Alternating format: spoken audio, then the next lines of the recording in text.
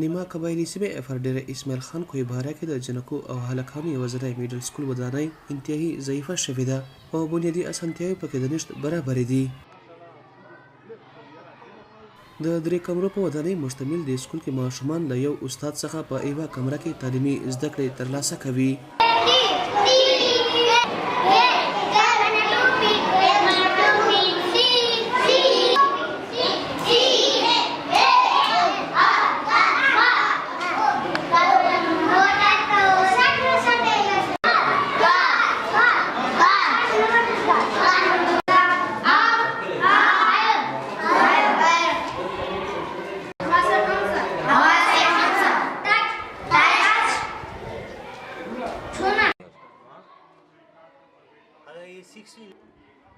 د سکول یو استاد وای د 2 کمرو حالت انتهایی خراب ده او د غورځېدو خطر ده.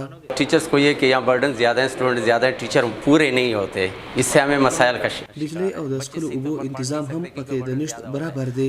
د استادانو نشټواله دي، استادانو ته کورسای نشته او ماشومان په ځمکه په ټاټونو زده کړې ترلاسه کوي. د دوی په خبره حکومت 2 کال وړاندې په دې سکول کې یوه افتتاحي تخته لګولې ده او دغه تختې مطابق په دغه سکول کې څه ترقیاتي کارونه نه دي کړي.